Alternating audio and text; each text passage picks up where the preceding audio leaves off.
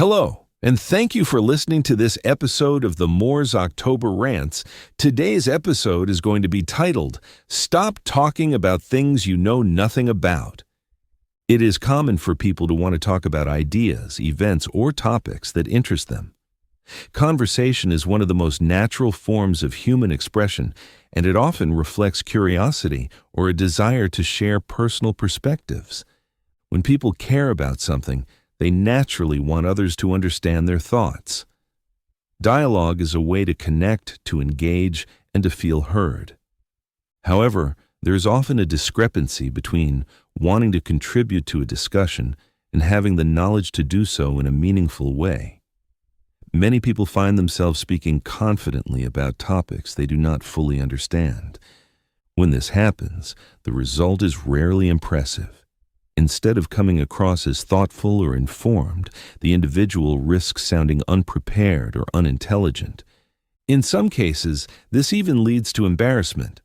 The more a person insists on portraying themselves as an expert without the necessary understanding, the clearer it becomes that they are not credible. This behavior often stems from the desire to be respected, acknowledged, or included in conversations. The intention may not be harmful, but the effect is rarely positive. That being said, I do not believe that people should remain silent unless they are experts. To impose such a restriction would undermine one of the most important rights that people have, the right to freedom of speech. Freedom of speech allows individuals to share their perspectives openly, regardless of whether others agree or not. In the United States, this principle is deeply rooted in the nation's identity and history. Still, it is important to acknowledge that freedom of speech does not protect people from criticism. While anyone can express an opinion, others are equally free to challenge it. There is an old saying, "You have the right to sound foolish." That phrase captures the essence of open dialogue. Speech is free, but so is the response. The ability to disagree is essential in a society that values liberty. Just as someone may speak without expertise, another person may rightfully point out the flaws in that reasoning.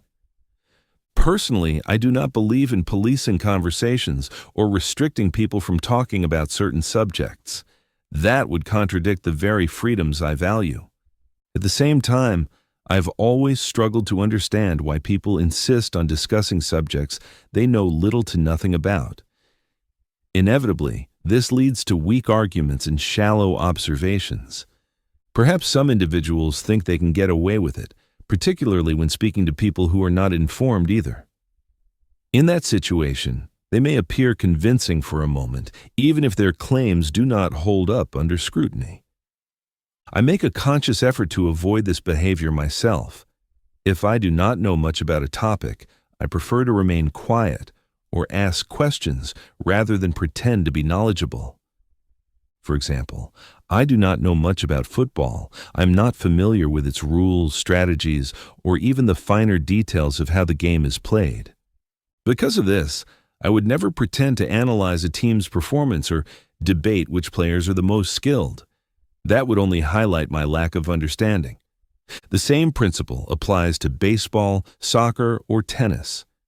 Since I do not follow those sports, I choose not to insert myself into conversations about them. Another example is cars and mechanics. I do not know much about repairing vehicles or the technical aspects of engines. It would make no sense for me to lecture a mechanic about how to do their job. The absurdity of speaking without knowledge becomes clear when you imagine walking up to a pilot and trying to explain how to handle turbulence. Unless you are a trained pilot, you have no authority to make such a claim. This idea was illustrated perfectly in the film Flight, starring Denzel Washington. In one scene, a lawyer tried to critique the actions of a pilot during a crash. The pilot simply asked, "Are you a pilot?" When the lawyer said no, the point was made. He lacked the experience to understand the situation. That moment resonated with me because it highlighted a basic truth. People should focus on their own professions and areas of expertise rather than assuming authority over fields they know nothing about. I have experienced this dynamic personally in my own work. Occasionally, I drive for DoorDash when I have free time. It is straightforward work, but like any profession, it comes with its own challenges and systems. There have been times when restaurant workers or even customers tried to tell me how to do my job.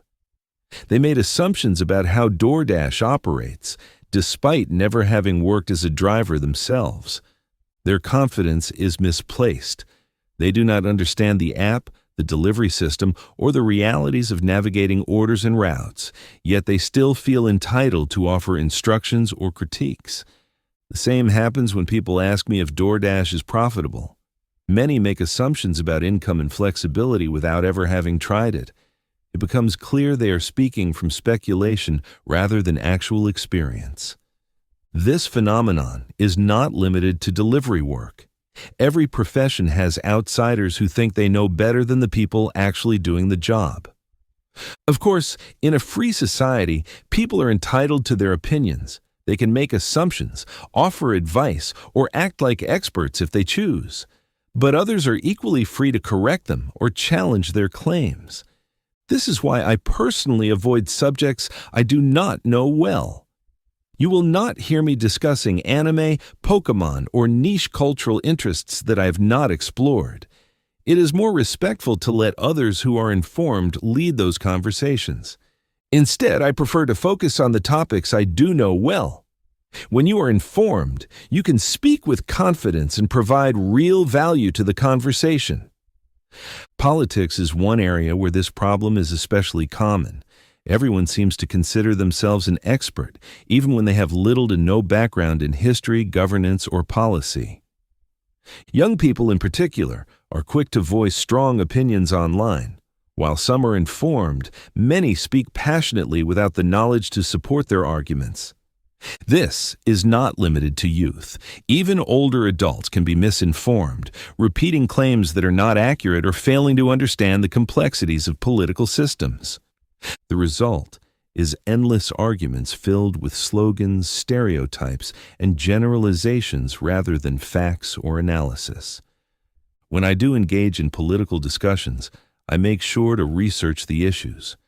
If I support a politician, I know why. If I criticize one, I can explain my reasons clearly.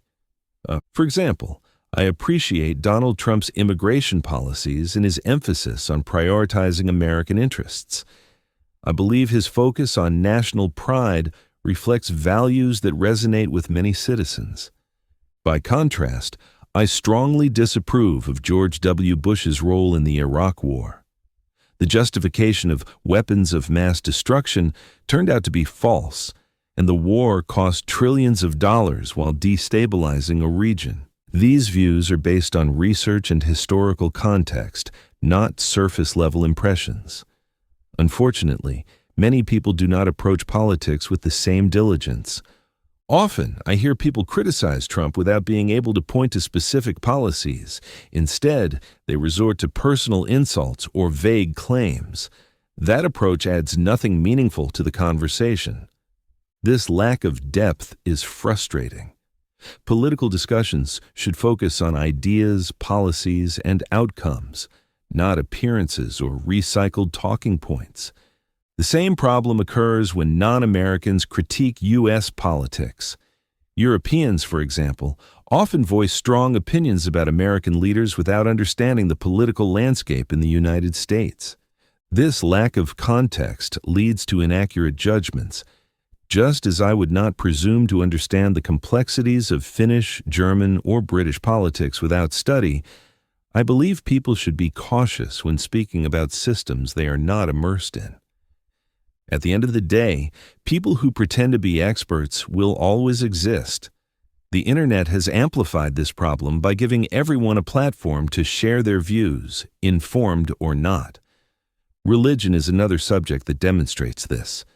People often argue passionately about Christianity, Islam, or other faiths without taking the time to understand their history or teachings. I am critical of religion myself, but I make sure to research before I present my arguments.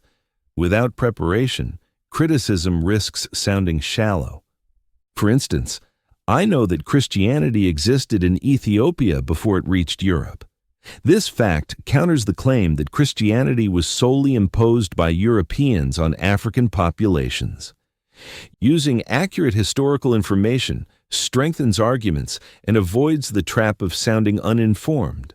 Still, even with research, people may dismiss your perspective. This highlights an important truth. No matter how well prepared you are, some will insist you do not know what you're talking about. That is unavoidable. The real difference lies in preparation.